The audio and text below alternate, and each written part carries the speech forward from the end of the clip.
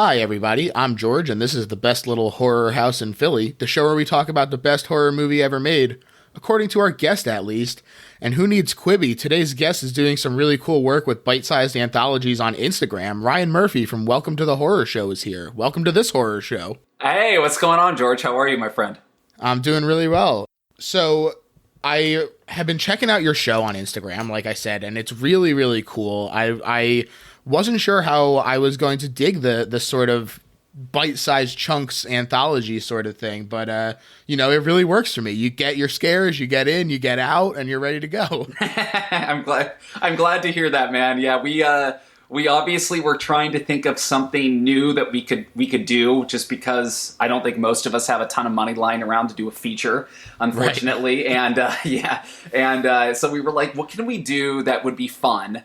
That would obviously kind of cater to our love of horror and at the same time kind of take it into a new direction. And you mentioned Quibi, obviously. And I think later this year, if I'm not mistaken, Steven Spielberg is coming out with his own kind of horror anthology for that platform. And so we were like, you know what, let's just try to do our own and try to do our own thing with it. And, I grew up loving Tales from the Crypt and Twilight Zone. Twilight Zone is my all-time favorite show. I think it's absolutely incredible. I still watch it constantly, even though I've seen every episode a million times. And we really wanted to hearken to that. So I'm glad that you liked it. That's awesome. And yeah, definitely the Twilight Zone is absolutely incredible. I think it still holds up incredibly well as well. Me and my dad every year on New Year's Day used to watch the Twilight Zone marathon, so I definitely have a lot of fond memories wrapped up in that show. So those are the best marathons, man. I mean, those are so much fun. You just watch one after another, and the crazy thing, like you said, dude, like the way it was shot, even back then, it still holds up. It looks beautiful, and like the performances on most of these episodes are really good, and the stories are just like simple enough and morality tale enough that they don't really ever get stale. Mm-hmm. Yeah, they continue to apply to modern events because it's more about the human condition than it is about specific events in human history. 100%. Would you say that that's how you got into horror in general? I would say that was one of the big things. Just like you, man, my dad growing up was a big Halloween guy. And what we used to do is there was a neighbor that we used to go over to his house, and he'd always have the black and white horror films on. So the Universal Monsters, Young Frankenstein, things of that nature. And that's kind of where I got my first taste of really liking horror. And ever since then, it's been a gradual increase in kind of devouring each decade of horror. And I think that anthologies were definitely a huge thing for me because I love these self-contained stories that we can tell in horror that I really don't think apply to most others. I guess sci-fi a little bit, but really nothing else. And what you notice with horror, I think more than any other genre, and I'm sure you know this, horror fans will argue to death about anything. When it comes to their stuff. What? No. Yeah. We'll argue to death about anything. And that's the great thing about the genre, though. I don't know if there's any other genre that really provides that type of fanfare, fervor, passion, rather than horror. And for me, it was just a matter of, I got into it slowly. The Twilight Zone was a gatekeeper of hey, enjoy this. And then it was like Tales from the Crypt, here, enjoy this. And then it was getting into the filmmakers themselves, getting into John Carpenter, getting into George Romero, getting into Clive Barker, getting into these guys who had a real auteur sense. And then you start to just devour everything. And then now you're on a pathway of I'll watch the schlockiest of schlock. I don't care. Definitely. I think that's a familiar tale for a lot of our listeners. Oh, for sure. I mean, I would imagine the same. And so just refresh my memory. How did you get into it? What was your deal for getting into horror? I have kind of the other very common tale where I got scared off very, very young. Then, okay. You kind of have this nervous fascination with it despite having been scared off, or perhaps because you got scared off. And so I would always read the Wikipedia articles about horror movies that were coming out because I liked to hear the stories, but I didn't think I could handle the actual movie, and I would read books that were just enough but not too scary for me. And then eventually, I just trying to be a good film critic, I was like, it's impossible for me to have a well-rounded film education and completely ignore one genre. It's just not possible. Yeah. And so I started just kind of doing exposure therapy, basically, where I watched a lot of the campier classics like Friday the 13th, where they are still good movies, but we're far enough removed from those special effects and that kind of style of storytelling where you don't feel as invested and in the now of it as you do with maybe some more modern stuff. And so being able to watch that at kind of a remove made it a lot easier for me to get used to it. And then, slowly but surely you work your way up. You go from Friday the 13th to Nightmare on Elm Street, which is a lot scarier. Mm-hmm. And then you go to Hellraiser, which is a lot scarier. Mm-hmm. And then slowly but surely you make your way up. Well, what I love about that too, I really love about that too, George, is like the fact that like horror is so inherently nostalgic, right? Like I feel like for most people, horror, it takes them back somewhere. And that's why we have such a... we hold on to those decades that we got into horror because it's like, well, that's the movie, that's the era that got me into horror. So I think that's the scariest. And it's funny because the movie that we're talking about today, Lord of Illusions, which I consider my favorite horror movie of all time, and where at least I'm going to argue that that's my favorite horror movie of all time. It was nostalgic for me when I first watched it because I don't know if you were, again, I don't know if this was a time period for you that you were watching these, but like I grew up watching the Sci-Fi Channel a lot before the Sci-Fi Channel kind of got into original programming. Right. And they when it was still the I and not the Y. Correct. Yes. That's a good way of putting that. That's perfect. The thing about it is like, you watch these movies on there, man, and dude, they had some really crazy movies on there. Like they showed Phantasm. They showed Lord of Illusions, and like that's where I got my first taste, and I was scared fucking shitless. I really was. Hey, definitely understandable. Before we get into the actual movie, I did want to ask also, is there a subgenre that you particularly gravitate towards? And also, is that different in terms of what you like to create versus what you like to watch? That's a good question, man. I think for me, I feel like as horror fans, we're always more driven to the villain than we are the heroes. Just because we are kind of getting into the psyche of like what could make somebody do that? Like what darkness do I have in myself that could make me do that? So I always really gravitated towards those films with like very dark like messages, like Hellraiser, you would have Tales from the Crypt, because like the Crypt Keeper was the star of that show. It really, like, even though they had a ton of stars on the show, it was really about the Crypt Keeper, and what everyone remembers from that show is the Crypt Keeper. And just like we were talking about Twilight Zone, what really everyone remembers is kind of Rod Serling's narrations. And so for me, when I look back on like the horror that I like, it's almost like, I like the darkness more than I like the light, and I love really good character dramas, I think, too. I mean, like, I'm thinking about Hereditary, right? Like, that movie was just fucking awesome because of its character development. It's really inherent character development that made you feel that eeriness. I think about The Witch, of just it really enveloping you in this terror and you feeling like you're there. And I think that's the kind of stuff that I like. And to a certain extent, I guess that's the kind of stuff that I create. I mean, for our show, we created, the first episode that I wrote and directed, Ping, was based off my personal experiences as an Uber and Lyft driver, and it's fucking scary. There's a lot of scary interactions with that. And so I tried to use that, and I think the best stuff usually comes from your own personal experiences, for sure. Definitely. And I think to your point about kind of horror exploring kind of the darkness and how there's kind of this emphasis on the villain in a lot of horror movies, I think that horror is a particularly empathetic genre in that you're constantly being asked to put yourself in the shoes of either victim or villain, depending on the POV of the shot or the movie or like just the tone. And I think that it does that a lot more than in other movies where you're much more just a passive observer.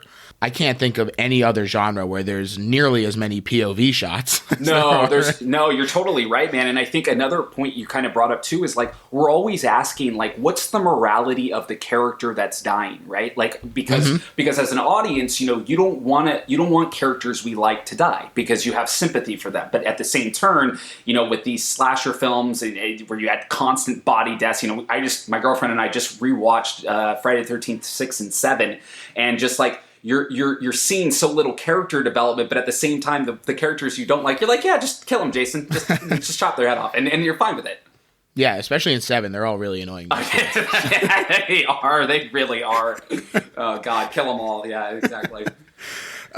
So Great answer. Now that we've gotten through that, let's definitely jump right into the actual movie that we're here to talk about today. A buried classic, we were saying off air, the 1995 Clive Barker movie, Lord of Illusions. And as you mentioned to me, he only directed 3 features. And of those 3, you know, you definitely hear Hellraiser talked about all the time. For sure. Sometimes you get some people talking about Nightbreed as an underrated movie. Cult classic. You know, yeah. David Cronenberg is in it. I actually really like his performance as Decker in that movie. It's got a lot of cool practical effects. But those 2 movies absolutely get the lion's share of discussion when it comes to Barker, to the point where when you mentioned this movie to me, it like didn't even occur to me that this was the third Clive Barker movie. It's buried. Like you said, it's really a buried film. I mean, we were talking off air about the fact that like this movie is so hard to find at this point, which is kind of crazy that a Clive Barker film would be this hard to find, considering he only made 3. He only directed 3. And so for me, yeah, this was a movie that it's always stuck with me. I mean, it's so funny because you watch it, and I think it, you know, on Rotten Tomatoes, I think it's got like a 61% or something like that. And I'm like, that feels low. And, you know, I mean, and Hellraiser's got 70. And I'm like, wow, these are really harsh. These are really harsh reviews of these movies. I don't know what people were expecting. But yeah, I absolutely love it. It's such a cool idea, and it's such a cool amalgamation, I feel like, of all of the stuff that Clive Barker kind of talks about in horror, because I think the way it goes for Clive Barker to me is like you always see with him his ideas of sexuality coming out within horror. I think that there's no doubt that that's a very big through line in a lot of his films and what he's written and what he's produced and what he's directed. And he's just, you know, my girlfriend and I were watching it and she's like, this is fucking brutal. I was like, yeah, this is a brutal movie. It really isn't. Like, the practical effects are absolutely fantastic in this. Oh, absolutely. And for people who aren't familiar with Clive Barker, in addition to Hellraiser, Nightbreed, Lord of Illusions, he's also a prolific writer and painter as well, with his novellas and short stories leading to not only his own directed work, but Candyman. So plenty of clout on Barker's name, especially considering his approach to psychosexual theming and a bondage aesthetic, sort of contemporizing the Geiger-esque sexuality of horror for a modern and more mainstream audience. No, I mean, dude, you hit it on the head. I think that that's exactly what he did, and I think that the horror genre you can actually kind of look at when Hellraiser comes out, I think that threw the horror genre for a complete loop. They're like, wow, this is really brutal, this is really violent, and yet it's still a very good character study movie, and it had an obviously iconic villain in Pinhead. But the idea that the more his work kept going, he really kind of delved deeper into that, and with Lord of Illusions, for me at least, you know, when I look at it, it's like a very interesting, you know, work through of magic, and what makes us like magic, what makes us not like magic, and then kind of like, where is the horror in magic, which I feel like is something that is never really touched upon in most films. I was going to mention this later, but this is as good a time as any. It opens up on this great intro text, and we'll talk more about the cultural context in a sec, but it opens up on this great intro text that says, there are 2 worlds of magic. One is the glittering domain of the illusionist. The other is a secret place where magic is a terrifying reality. Here, men have the power of demons, and death itself is an illusion. And that, for me, I'm in right away. Yeah. Oh, dude, it was funny. I'm watching that, and the overall, like, I think, lore that Clive Barker creates with this movie, just throughout the entire film, is so cool. Like, that, I think, is the coolest aspect of the film. It's just this world building he does that you feel like, yeah, this feels like I'm there. Like, I totally get where this aspect is coming from, and there's obviously a very big film noir element running through the film with Bakula's character, and I'm a sucker for noir, so I think that's also why I absolutely love this movie, and I think it's just great because it really combines those noir elements with a very grotesque horror feel. Absolutely. And I think that part of what draws me to this movie in terms of this sort of world building that you're talking about is that I love media where magic is not just like, all right, I got my wand, I'm popping off with Accio bag of chips every time I'm too lazy to get up off the couch. Expecto Patronum, right? Exactly. Yeah, it's like, I like magic to be dangerous and deliberate, and like this promises that deliberateness immediately. And I was going to say, man, like, look at the cast that they assembled for this movie, right? I mean, Famay Jensen, you got in here. You've got, obviously, Scott Bakula as the lead, which I feel like was his kind of... I think this was a very big push by the studio to get him more leading man roles for him to be in this. Right. Quantum Leap had just ended in 1993, so this was definitely... He was hot off that. And look, he's a great actor. And I mean, look, I think the two underrated people in the cast here that really... just shine in this movie is Kevin O'Connor as Swan, and then you also have Daniel von Bargen as Nix, who's fantastic in the limited screen time that he's given.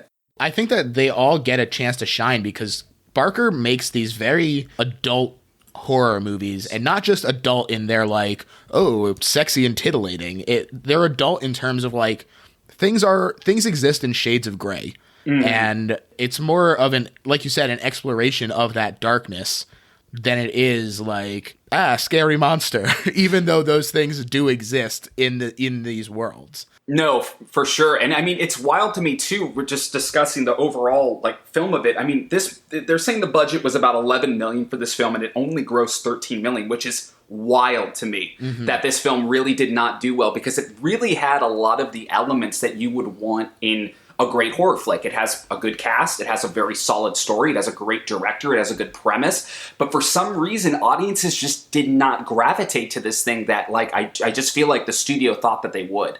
And I don't obviously know Barker's history after this in terms of what he went through. But, you know, most of his films really were not big commercial successes. He had one later on with Gods and Monsters, which he produced. But most of these movies that he made really only either broke even or they lost money. And so I don't know if studios just kind of lost interest in him at that point. And they were like, yeah, we're done with this. But it's wild to me because on paper, this movie should have been a smashing hit. Yeah, that's really interesting to me as well. And I wonder if there's a certain element of him getting frustrated that led to him sort of leaving the Hollywood system, because this movie might have done better, but the theatrical version of this movie is pretty much considered to be garbage. Like, it was overzealously cut in the editing room, eliminating not just several horror moments, but also several of the story beats. And so, you know, I think that it really sucks that it feels like it kind of got torpedoed a little bit like that, when maybe it could have done much better than just barely recouping its budget. No, I agree with you. And it's funny, every time I talk to horror fans about the movie, they're always like, oh yeah, that movie rocks. And like, it seems to have definitely picked up steam as time has gone on as being a forgotten classic that people now watch and they go, yeah, actually that was really good. And like you said, I mean, if you can get it, the director's cut is 100% the way to go, because they chopped off almost 12 minutes of the movie from the director in the theatrical cut, which is quite a lot. And important stuff, in my opinion, not just like, oh, there's an extra second of the screw turning into it. which is an amazingly good scene, by the way. That scene is so awesome. Yeah, it's gross. It's really good. No, it's very good. And so, so as far as cast, like we said, you got Scott Bakula, we got Famke Janssen in just her second movie role at the time. She'd go on to play Jean Grey in the X-Men movies. Shout out to my X-Men fans. And like you said, we have Daniel von Bargen as Nix. He's really great. And Barry Del Sherman as Butterfield, who I really thought was really spectacular in this as well. He was very good. I actually loved Kevin O'Connor because you see him, what the work he does in this movie as opposed to The Mummy is so different. I mean, like in The Mummy, he plays like this sniveling servant guy, and in this, he's far more subdued, he's far more subtle, and you could tell that he's weary of just like this power that's been given to him and that he has, and that he doesn't want it to fall in the wrong hands. I thought he did a really, he to me is almost more of the protagonist of the film than Scott Bakula is.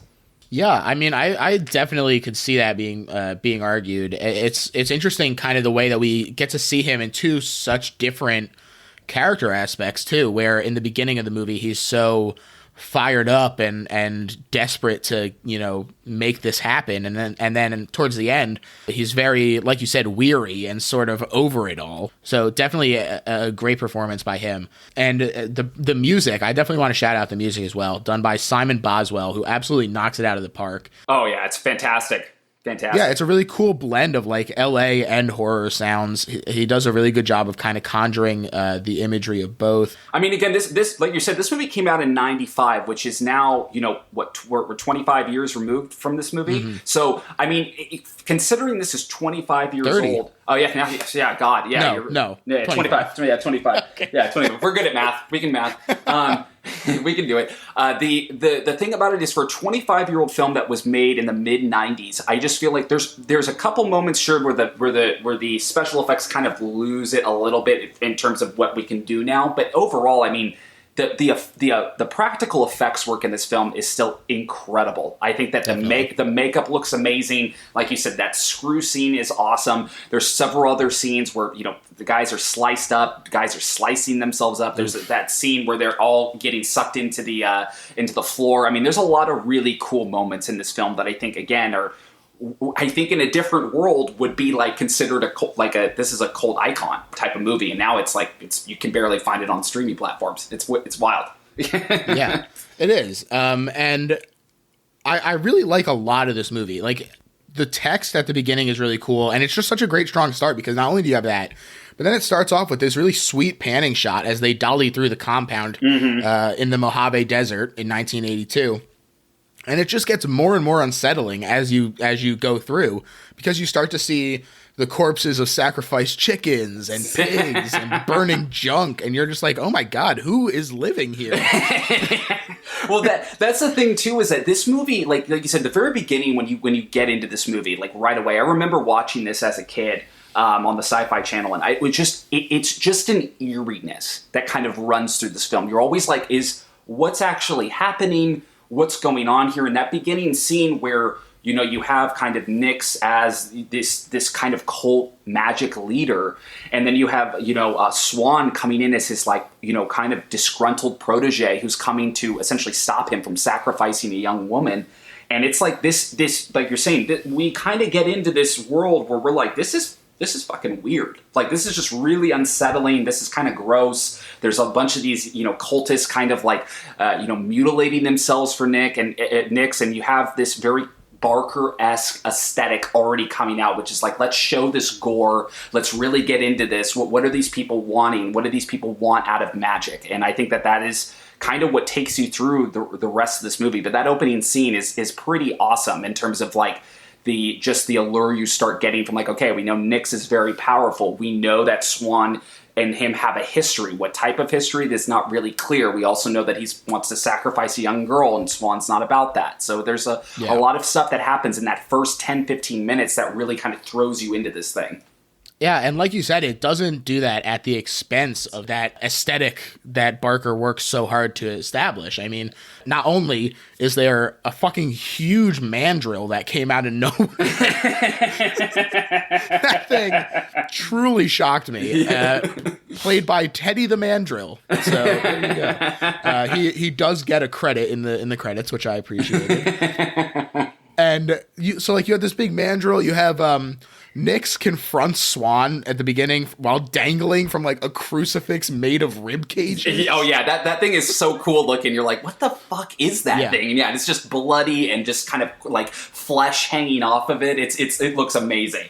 Yeah, and so you get all these great stuff right at the beginning, and after this initial confrontation with the cultists, where Swan and some of the other former cultists are trying to prevent the sacrifice, Butterfield, who is Nix's assistant, manages to escape. And Swan is attacked magically by Nix, and he does that super fucked up thing from The Thing, where he pushes his fingers into the face. You get that a couple times in this movie, and it's never not unsettling. You're always like, oh my god, it looks. It freaked me out there, and it freaks me out here.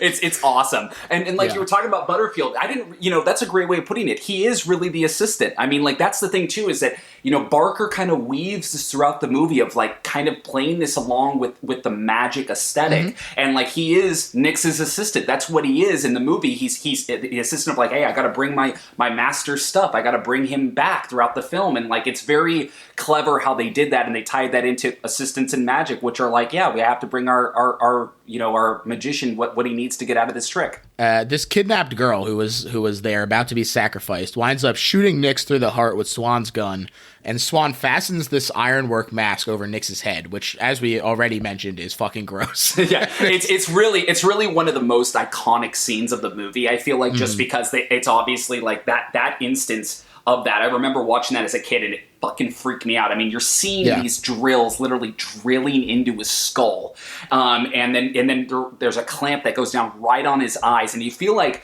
it really is, to me, like a homage to Hellraiser a little bit, of like those very torture-esque type of sequences that Barker was good at, and it's just gory, gross, good fun. I mean, it's really a pretty cool scene. Absolutely, and we're 10 minutes in. Yeah, I mean, yeah, that's the thing. Yeah, 10 minutes in the movie, and you're already like, wow, I'm already seeing someone's eyes get like gouged out. I'm already seeing like a spikes go through somebody's eyes from a Iron Maiden. You're like, holy shit, what the hell is this movie going to do? It's intense. It's intense right away, and I really appreciate that. It jumps ahead 13 years later. Swan, I forgot to mention, Swan says they're going to bury Nick so deep that no one will ever find him. There you go. Right. Cut to 13 years later, and we see New York City private eye Harry D'Amour. Yeah. But best great detective name. I mean, best detective name ever. I mean, come on, Harry D'Amour. I mean, what? And then of course we have the rain of New York falling down. Oh, it's a private eye. He's been drinking. He's been knocking back a couple. He's there. Scott Bakula doing his best. Like he's putting his hand on the refrigerator. Like, I can't do this anymore. This is too much. It's great. It's awesome. Oh, I tried being married once. yeah. The throwaway line of like, all right, there's your character development. Yeah, your guy was married one time. The best part about that whole sequence when they introduce him actually is the exorcism scenes that they kind of intercut with them, because spooky stuff. Those are fucking awesome, because I mean, watching those made me be like, can Clive Barker direct an Exorcist movie? Like, fucking please, because those were creepy as hell. Yeah, I would love a Harry D'Amour series like we got Indiana Jones stuff. Oh, like, dude, just that's a great idea, George. Like, I'm being dead serious when I say it. That is a fucking killer idea for a series, like now for Netflix. Like, you have something where, like, you know, that's almost like Kolchak the Night Stalker status, right? Like, you have this private eye following them around, and he deals with a bunch of different supernatural things, and just, again, like, watching this scene, that exorcism scene is so cool, because they intercut it with him kind of, you know, having this conversation with his boss about, hey, what, you know, do you want to take this job? And he's been dealing with this case that, again, you wish they got into a little bit more, because you're like, that could have played, I think, a bigger role in the essence of, like, kind of tying this film together a little bit more for D'Amour's character, which they try to do, but I think that it could have been dealt with more. But those scenes, especially with, like, the demon coming out and attacking D'Amour and telling him to, you know, to join the darkness or see the darkness, it's so cool. I love that. It is. It really is. And so basically, he's freaked out and disheveled and tired from that exorcism case, and so when he gets this job offer to go and just follow some guy for some insurance fraud out in sunny LA, he says, well, I guess I could use the vacation, and he takes the job. Hey, you want to trade in this rain for palm trees, D'Amour? Come on, man. That's right. Yeah. That's right. And he goes and during the investigation, he follows this guy to a fortune teller shop owned by Quaid from the beginning of the movie. And he's attacked by this guy with pointed teeth and crazy strength, and Quaid literally throws him out of the window. I know. I love that scene, because he's looking at the window and you're like, okay, he's going to try to throw him out. He gets him and he just punches him right out the window. He just lands right on the cement, and you're like, oh, that was freaking sweet. It's very sweet. And then not only do you get this fun little action scene, afterward D'Amour finds Quaid, and he's just got these really grotesque scalpel stab wounds from being tortured by Butterfield. Yeah, that scene is pretty intense too. Like, you're looking at it and you're like, how many knives and just sharp objects does this guy have in his face right now? I mean, it literally looks like he's just covered with piercings. It's pretty gross. And again, it's very Clive Barker-esque. And he's never shied away from showing us these very visceral kind of intense images, and I feel like that's one of the reasons this movie is just, again, so amazing. It's, my favorite, and I think the best horror film ever, is just because you have these scenes that are just so visceral. And again, even with it being 25 years old, you look at it now and you're like, damn, this is brutal. It's not an easy watch. the flesh where it's like the stabbings took place is really like beat up. It's gross. Yeah, the makeup effects they use, again, the practical effects are just so good in this movie, and they really do continue throughout, and really, I think, carry the heart of like the dark side of magic, in this movie. They do, and also I think that again is very Clive Barker. It's that sort of sharp piercing of flesh, these like knives and pins and all these sort of like insertion of metal into a body is very Barker. Again, sort of that bondage aesthetic that he plays with a lot. And it's something I feel like, George, we can like really relate to as an audience. It's like when you see that happen, when you see those things happen, when they happen in real time in the film, you're like cringing. You're like, oh God, ugh. Like it makes you have a very visceral reaction to that, because we all know what kind of like cutting ourselves feels like, or what having something stuck in us feels like, and it's like that's not a good feeling, and that can't feel good. So I think that's definitely part of the horror of this, for sure. Absolutely. And so as Quaid dies, he says he's not afraid to die, but he warns D'Amour that the Puritan is coming, which is the name that Nix gave himself at the beginning of the movie. When D'Amour leaves, he finds that the guy he threw out the window got up and walked away. Look at that. I mean, it wasn't that long of a fall, obviously. Yeah. It's just a few broken bones. Yeah, that's all. And so Swan, who is now a famous stage illusionist, lives in Beverly Hills in a mansion with his wife Dorothea, who's played by Famke Janssen. Who looks stunning, by the way. I mean, God, she looks absolutely gorgeous, and you could see her evolution too as an actress from the beginning of this film to her later roles. She's a phenomenal actress, and I don't think she gets enough credit. Yeah, she really does a spectacular job in this, especially considering that it is only her second movie role. I think that she is really good from the beginning. And I think you see, like you were saying, I think you see very much so like the way she was going to ascend. You're like, yeah, there's a star right there. There's no doubt about it. She's going to do something in the business, for sure. Absolutely. And when she's informed that Nix's followers have murdered Quaid, she suggests that they hire D'Amour to investigate the murder.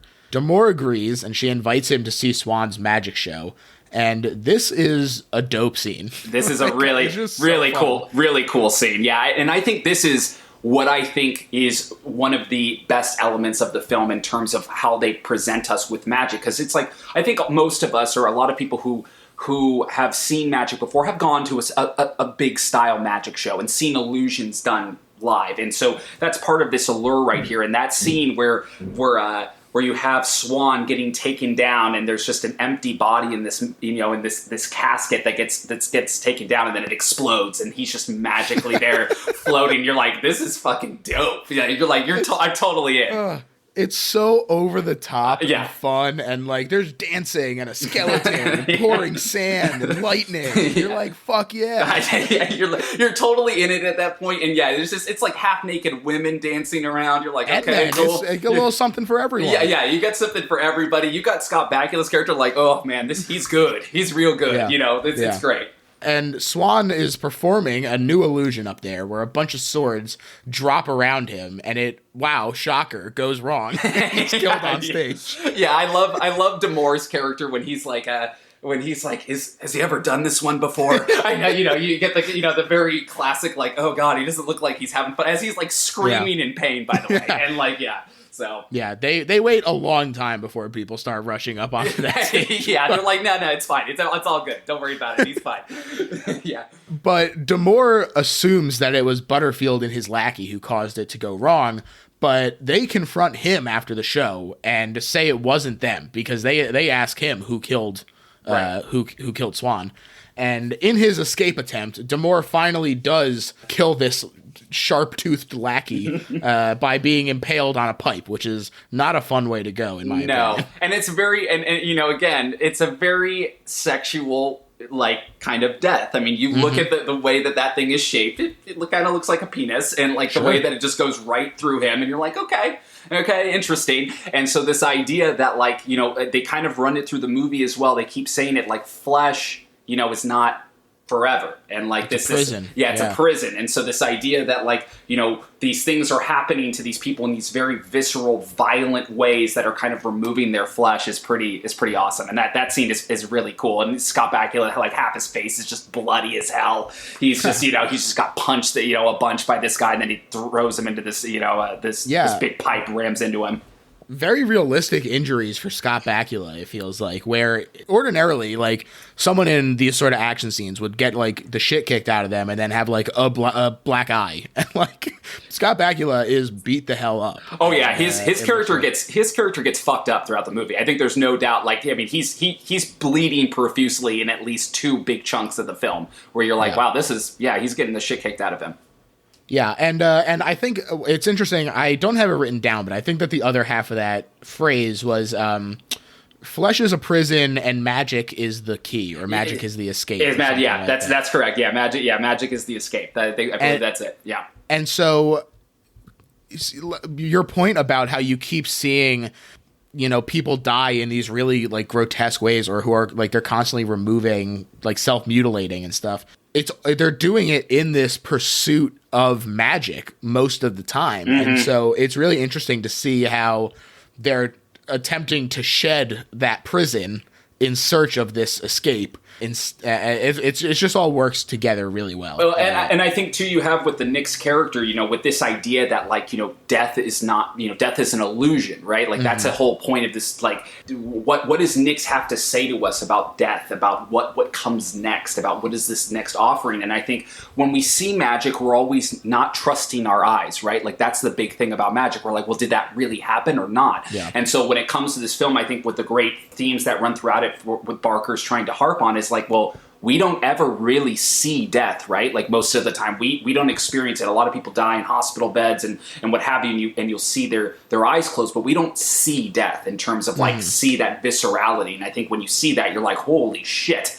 You're like, yeah, this person's dead. And, you know, obviously in this movie, they're not always that way. Definitely. I also think that it's not an accident that they say death is an illusion, and there's so much emphasis on the difference between illusions and magic in this movie in terms of the reality of magic versus an illusion. Well, what does Swan's character say? He says illusionists get deals in Vegas, and then magicians get stepped on. So get burned. Get burned. Yeah, get burned. That's it. So yeah. Yes, and as my good friend Joe Bluth once said, a trick is something a whore does for money. This is very true. But so D'Amour, he does some more investigating, which, first of all, let me just say that, as you mentioned, there's a lot of noir elements to this, and I love it. So when we get like 3 scenes in a row of him just investigating, I'm like, yeah. They really delved deep into the investigation aspect. I mean, it kind of blew me away watching it again, really how much of the story is just him trying to figure out what's going on. And I love too, I live in Los Angeles, so I love the fact that they use the actual Magic Castle. Like that's so cool because no one is usually allowed to film in there. It's a very secretive place. I don't know if you know how much you know about it, but I mean, you cannot get into the Magic Castle without an invitation. You can't go in with somebody unless they know a member or they are a member. And so the fact that they shot there for this film is so cool. And those scenes where, D'Amour is working with another fellow magician and they're kind of searching out and investigating things. It's really one of the coolest parts of the film. And it really adds a lot of allure to like, you believe that he's an investigator. You're like, yeah, he's following the leads. He's trying to figure out what's going on. And then it's whatever it's going to lead him. And the way they tie in such a really special magic place like the Magic Castle to this film is also really cool. It also, I think, does a really good job of lending an air of authenticity to the rest of the story by putting this real life thing in that is a relatively famous landmark in LA. You know, people are like, oh, I know that. I know this world.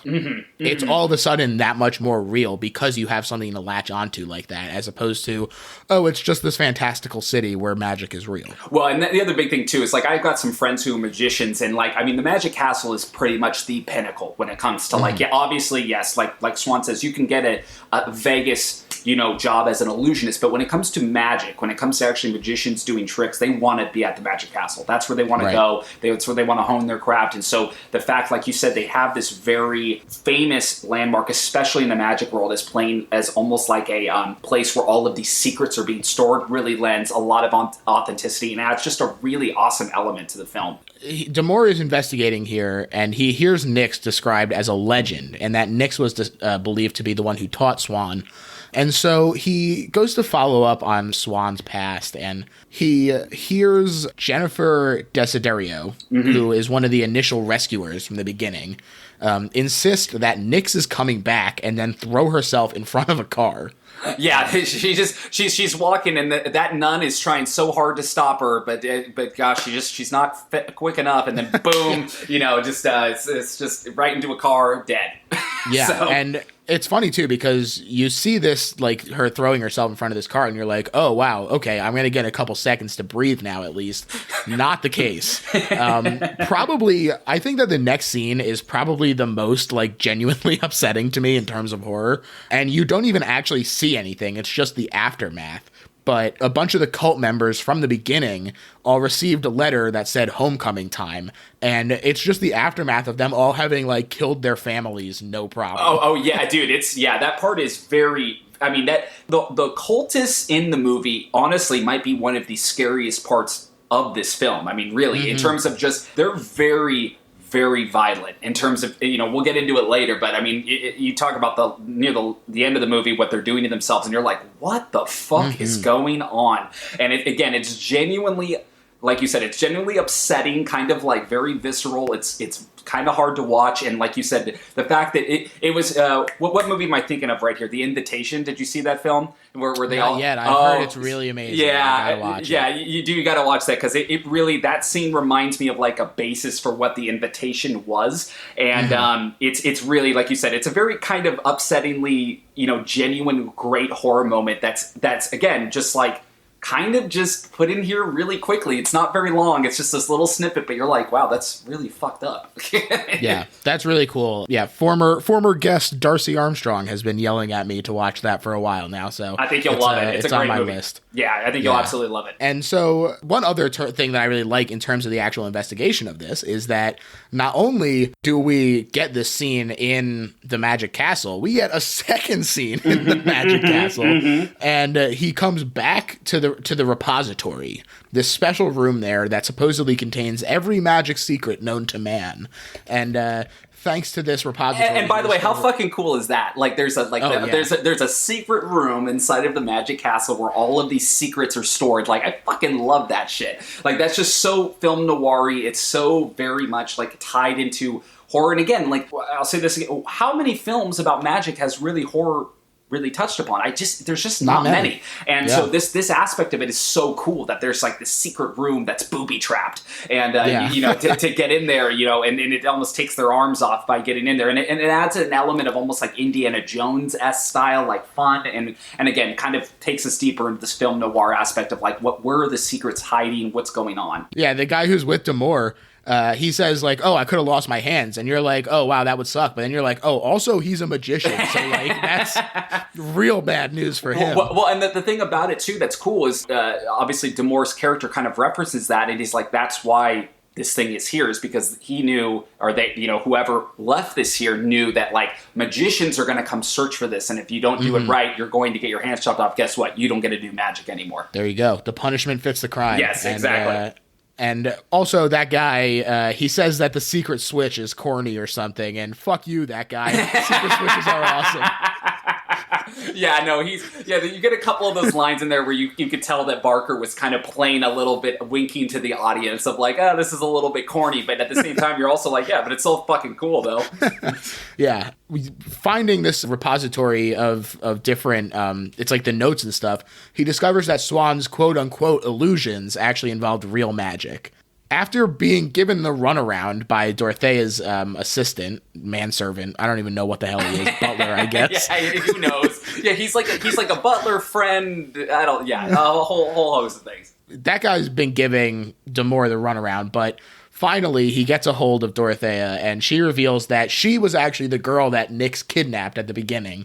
And although she never really loved Swan loved her, and she married him out of a sense of obligation. Correct. Which is pretty dark, honestly. Yeah. Well, and I think obligation, but I think you get a sense too that she wanted to be safe. Like her character was like, look, if I stick with Swan, he kept me safe before, he can keep me safe again. Yeah. The I will admit the love triangle between Bakula and Famke Janssen's character Dorothea, and then also Swan, it's a little bit undercooked. I mean, you could have taken that probably a little bit more, because I don't know if I buy that Damore's character, and while Famke Janssen is absolutely fucking gorgeous, I don't buy that there's necessarily chemistry right off the bat with them. But at the same time, it's very obvious though too that there's not as much give back with both Swan and her. So you're like, yeah, I could see why she would want to be with somebody else that maybe cares more for her. Yeah, and that's exactly what she does. She admits that she cares for him, and they have sex, and he reveals his insane back tattoo. You love that Scott Bakula just got this sick back tattoo. You're like, dude, this thing looks friggin' tight. I mean, like, no explanation at zero. all. No, you're like, why does he have it? Who knows? You're like, but it looks really cool. Really prominent in frame too. In a couple of places, you're like, why does he have that? You're like, it's very funny. Yeah, it kind of reminded me of the Twin Peaks logo. It's very. They don't go into much of that. It's all good. I'm not. It's funny.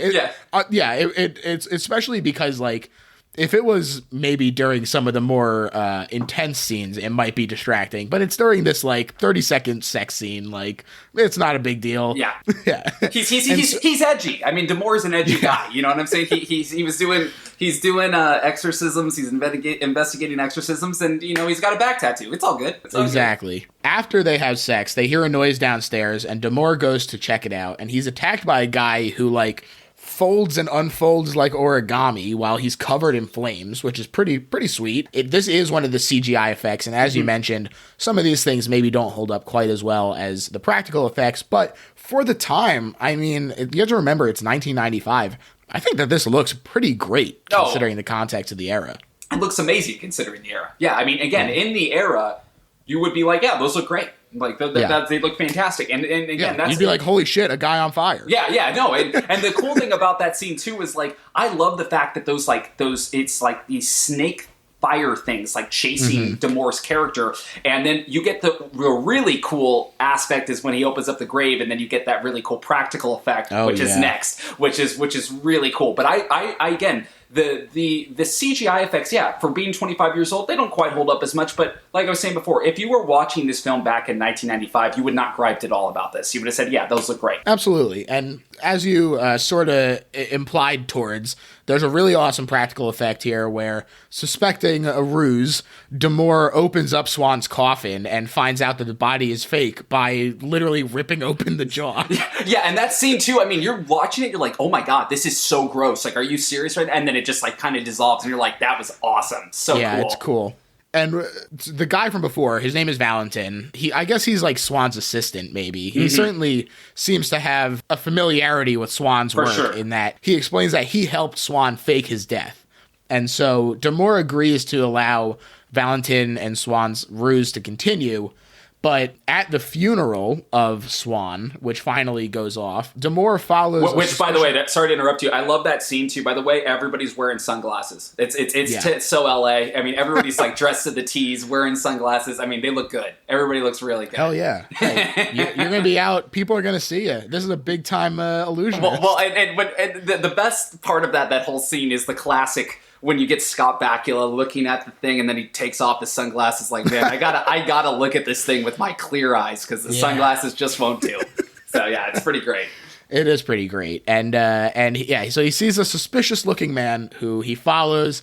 Turns out to be Swan. Swan, who is clearly upset about Damore's new relationship with his wife. Dorothea, yeah. Yeah, he starts attacking him by like throwing a car at him, which is cool. And and eventually Damore convinces him to help put an end to Nyx's cult instead of trying to kill Damore, which is pretty good persuasion skills. Yeah, no, I mean, he's as a detective, he knows how to talk. I mean, he's very good. But that car scene too, man, is really cool. I mean, that like the levitation of that when it gets thrown down, I mean, it just explodes. You're like, this is great. I mean, like, it looks, again, still holds up, looks really cool. And the fact too that you're just like, you're seeing the effect of Swan's power. And I think that, again, that's why that character, to me at least when I watch it, is a little bit more of the protagonist than even D'Amour is, just because you're getting a sense from him that, like, this is so very personal to him, everything that's happening. Yeah. And this idea that, like, yeah, he very much so has power. I think, we didn't reference it, but back in the illusion scene where everybody's watching, he levitates and these two assistants are looking at each other and this guy goes, how does he do that? And he goes, yeah, he's using wires. He goes, I don't see any wires. And so it's obviously very implied throughout the film that Swan as well as Nix both have the ability to perform real magic and not just, illusions. Right. Yeah, it is cool stuff. And Butterfield comes back into play here, kidnaps Dorothea, and he uses her as a hostage to force Valentin to recover Nix's body. After he tortures Valentin a little bit to be like, all right, where is the corpse? And then he's like, I'll tell you. And he's you'll do much more. Yeah, that scene's pretty brutal, man. I mean, he's sticking a knife right through right through Valentin's eye, and he's about to pull out his eye. So, I mean, it's pretty gross. And again, just another example of Barker who's like, oh, you think I'm going to... Unflinching. Yeah, he's like, oh, you think I'm going to go far? I'm going to go a little bit further than that and make you really uncomfortable right now. And I think that's, again, one of the best things that Barker does as a director, and one of the reasons that this movie is so awesome is because they will go to those places several times in that movie, and you're like, wow, I don't know if I can stomach this right now. Yeah, well, plus, I mean, eyes are definitely something that I feel like is a sticking point for a lot of people. They're a very vulnerable place on your body, and yeah, you don't need them. You're fine. No, we're all good. It's all good.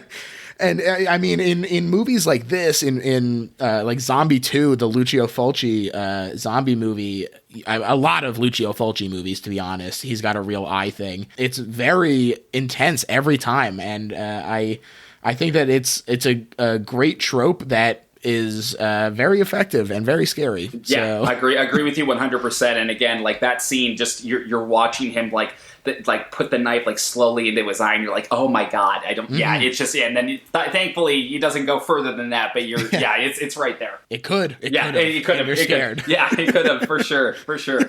And so after he does in fact find Nix's corpse, Butterfield takes that corpse back to the old house in the desert, while D'Amour and Swan find Valentin stabbed in this pit that he had dug. At the house, the cultists have all returned to witness Nix's resurrection. And, oh boy, these guys. They're wild. Yeah. They are absolutely wild. Butterfield, he talks about how, like, are you willing to suffer to get to him? And, like, they shatter glass in the hallway and then go on their hands and knees to crawl through it. And they're all cutting off their hair to burn it, but, like, they ain't being careful. No, it's very visceral. I mean, that scene for sure, I think, is one of the most visceral scenes in the film. I mean, there's no doubt that, like, you're watching these cultists chop off their hair and they're just bleeding profusely.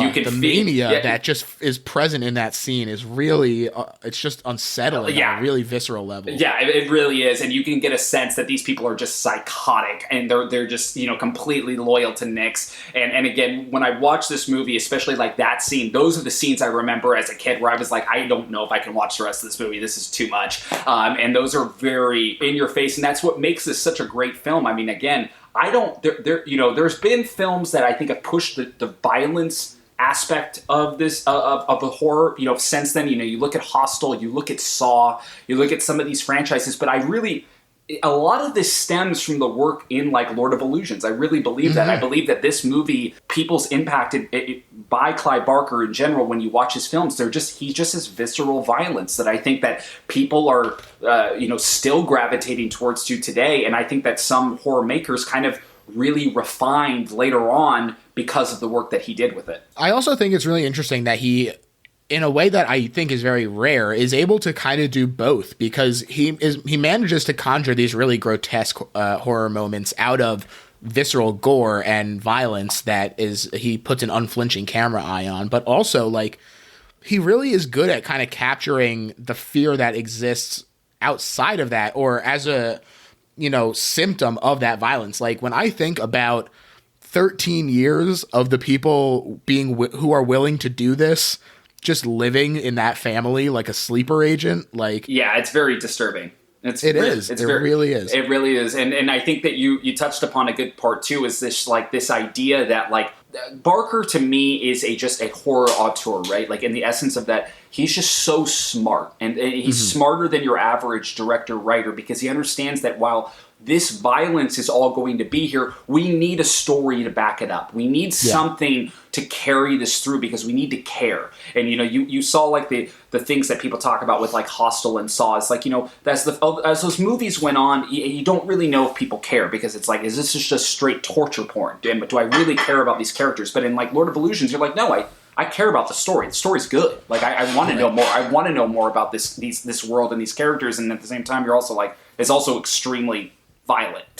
So yeah, absolutely. I mean, the term torture porn came about just because it had that paper thin plot that just carried you from money shot to money shot, as it were, except instead of sex money shots, it's brutal violence. Yeah. So yeah. You know, definitely, I think that you're absolutely right in terms of Barker being able to kind of transcend that in a way that's very impressive. Agreed. Swan and D'Amour, who are acting on information given by the dying Valentin, arrive at this house, and Swan attacks Butterfield while telling D'Amour to go rescue Dorothea. And so Nyx, who's instructing his followers to prepare to receive his wisdom, has a little butthole open up on his forehead. No, so did we talk? So back up. Did we talk about the scene too, where they actually find Nyx inside of the pit?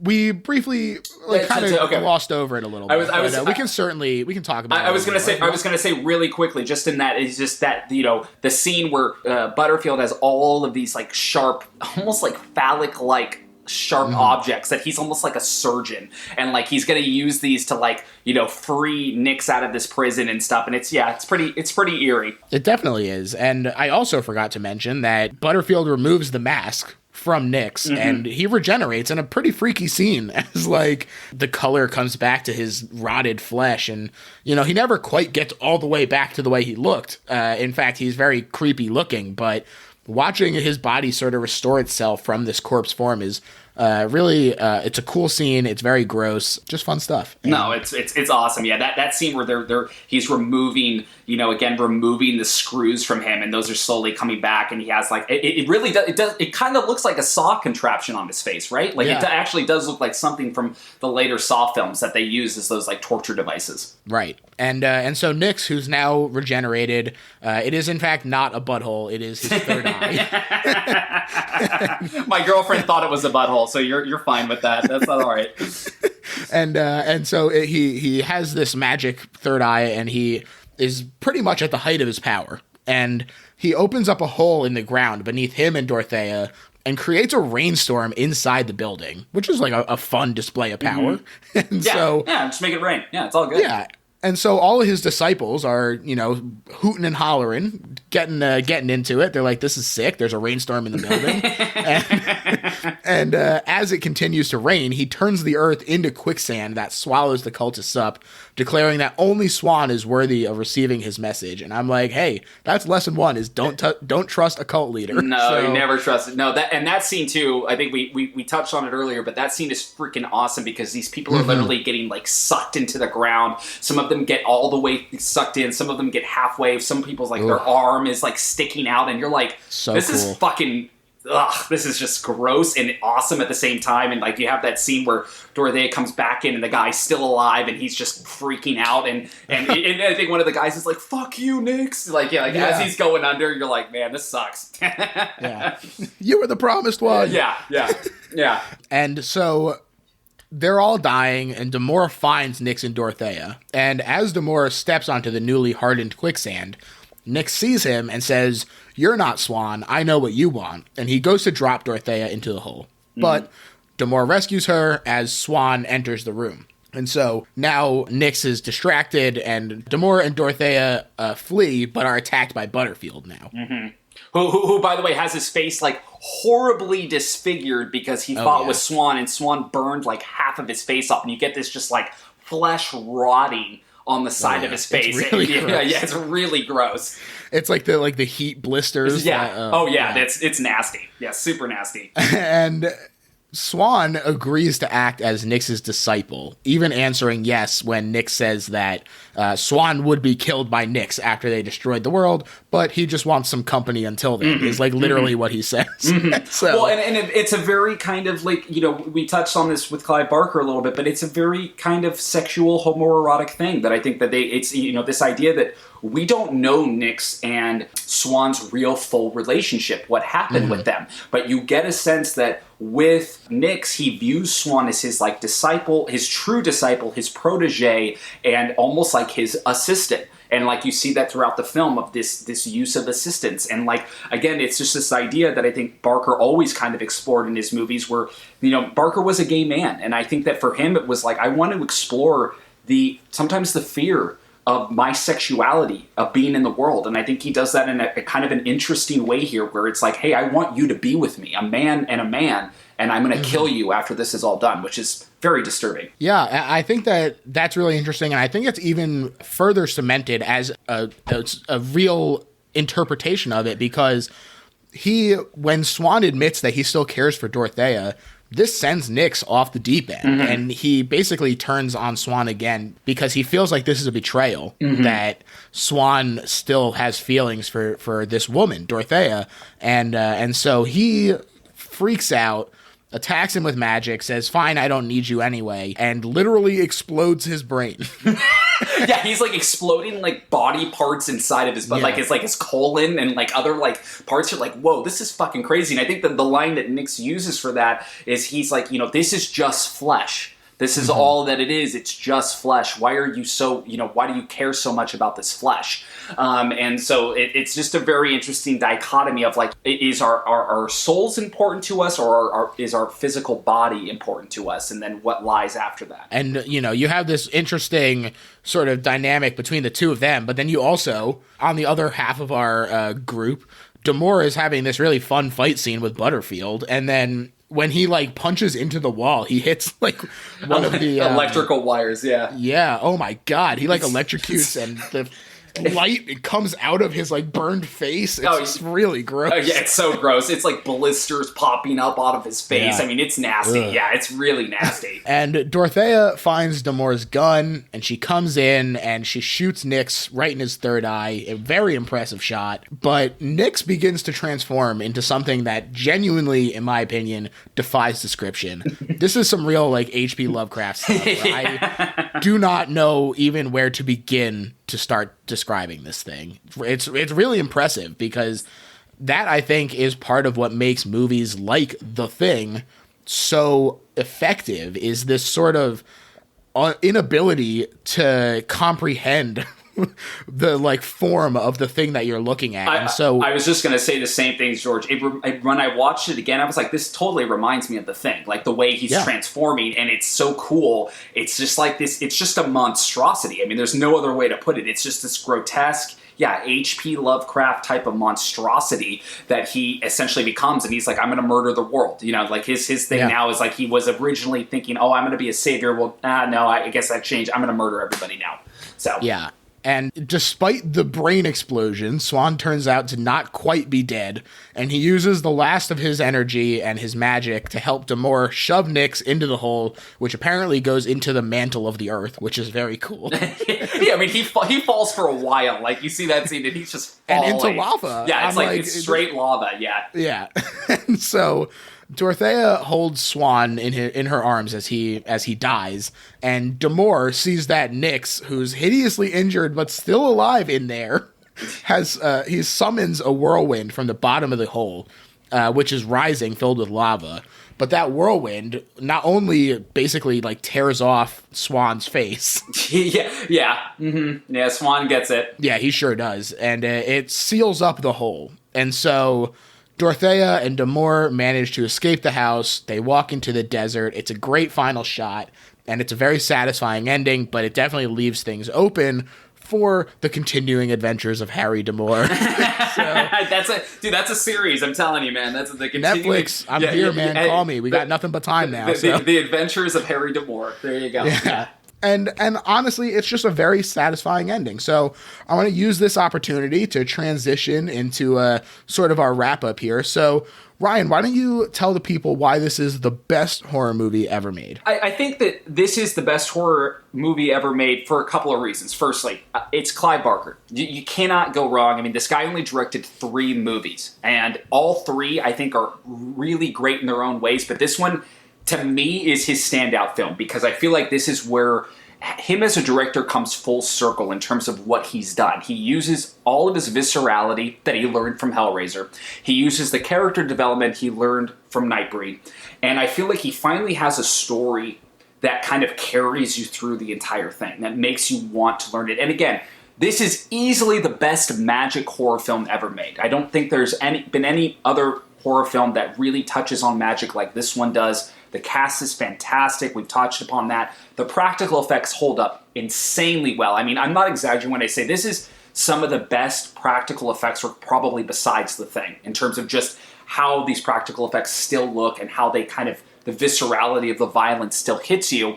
And if you're a fan of film noir, I mean, God, like, what other film? I mean, this just does hits on all those marks so well. It's such a fun movie, and I really can't recommend it enough. It's truly, I think for many horror fans, I think it's a lost classic. I really do, in terms of the impact it really could have had if it had been released maybe in a different time, or in just even with a little bit more marketing push towards it, because it's just so much fun. It's so well done. And I really do believe, like, most horror fans that are going to watch are going to say, yeah, this is really good. I absolutely agree. To me, this is the best horror movie ever made, because I don't think that it's unfair to say that I'm a sucker for a hard-boiled detective archetype, and this has that in spades. You put that and you wrap it all up with some amazing horror moments that are done with great practical effects. Like you said, it's a fun story. It has a serious take on magic, which I really always appreciate. And it manages to take all these elements that I adore and blend them up into something that doesn't lose any of those flavors. You still, it doesn't become just a brown mess of nastiness. You get, oh, is that a little bit of that Barker aesthetic that I taste? Mm-hmm. And, oh, isn't that him being like a friggin' awesome detective guy doing a bunch of investigation? Oh, don't I get a little bit of an action movie in here? Don't I get a little bit of, I mean, it's very, and again, it's just, you look at this and you're like, why was this movie a bomb again? Like, again, it kind of warps my mind a little bit. That audiences didn't take to this. And again, we touched upon it now. I think it's hard, too, for audiences to get back into it because it's so hard to find. And that's, I think, the biggest problem with the film right now, is that I believe that if more audiences had the chance to find this readily, if it was on Netflix, if it was on Hulu, if it was on a streaming service, I think you would hear horror fans coming out of the woodwork saying how good this movie was. Yeah, it's kind of an interesting dilemma, because on the one hand, absolutely, the exposure that a movie like this can get from being on streaming services is unparalleled, and it would be awesome to bring it to another generation of fans. But also, it just really reminds me of the importance of physical media. And, you know, if movies like this could vanish, like, unless people are archiving them and people are making sure that they hold on to physical versions of it, you know, it's really hard to find this already, and I hope that it doesn't become even harder to find as more and more streaming services pop up, and, you know, the dilution of the pool starts to happen more and more. So it's and like we said, I mean, again, 3 Clive Barker movies. That's it. Mm-hmm. That's the only 3 movies he directed and wrote. Obviously, he's written and produced many more, but the 3 that he's directed and wrote, Hellraiser, Nightbreed, and Lord of Illusions, that's it. And so to me, it's like, this is the in his trilogy of films that he's done, I think this is easily the best one. You know, it's funny, after I watched it, I remember, you know, I looked at my girlfriend, I was like, I fucking love this movie. It's still great. I mean, it really is. It's still just fucking great. It's so fun to watch, and I really hope horror fans take a decided effort to get back to it. And like you were saying too, man, I'm not exaggerating when I say this. This idea of a more Dia Moore show for this character, for this film, I actually think that could be a fucking hit, because this is the type of movie that isn't so saturated that people know everything about it, but it's something that could be culty enough that people could go, oh, that's interesting, and go back and watch and go, oh yeah, I fucking like that movie, and then they'd be like, yeah, I want to see the show. And it could be very much a Kolchak thing, and you could go and do this dude's adventures either maybe before Lord of Illusions or after Lord of Illusions. Yeah, plenty of story to explore there. Absolutely. This was so much fun, Ryan. I want to thank you so much for coming on, and definitely, why don't you tell the people where they can find you? Because I really want to encourage people to check it out. Yeah, dude, thank you so much. I mean, this is such a. I remember this. This will be in the quarantine, I guess, times or whatever, you know. But I've been listening to a ton of podcasts and narrations, and I listened to your podcast, and I'm like, dude, this is the fucking coolest idea for a podcast that I've heard in a long time. So just kudos to you, man, on just creating an absolutely incredible show, George. It's really a lot of fun, and the way you dive in and we talk about these films in depth, it's really cool. If you guys want to find me, you can find me at Your Horror Show. My show that I created is called Welcome to the Horror Show. We're on Instagram, Facebook, Twitter. We're actually also on TikTok right now as well, so you can find us all at Your Horror Show, and our show is called Welcome to the Horror Show, and it is a horror anthology in the vein of Tales from the Crypt, Twilight Zone. We currently have 3 episodes right now. Ping, Turkey Slay, La Calavera are our 3 episodes. We're going to be having more, but come check them out. Our main landing page, I guess you can find those at. That's the easiest, is our Instagram, at Your Horror Show. Like I said, I definitely encourage people to go check them out. They're a lot of fun, and it's free, unlike Quibi. So. yeah, it is free. For right now, it is. Exactly. We're talking to production companies as we speak, so who knows? But yeah, it is. Yeah. It is free at the moment, for sure. Well, yeah, you'd be fools not to take advantage of that while you can. In the meantime, and for my plugs, you can find me on Twitter at Little Horror PHL. That same username extends across Facebook and Instagram. And if you want to leave me a review that was even half as nice as Ryan's, you can go ahead and do that on iTunes or Stitcher, because it's very, very helpful for us in terms of getting the show in front of new people. So do that. And also, we have merch that's fun if you're into that sort of thing. So all of these things can be found on the various social networks. You know how to do it. I believe in you. Okay. Everyone, thanks for listening. This was a lot of fun. Again, Ryan, thanks for coming. Thank you, man. Bye. Bye.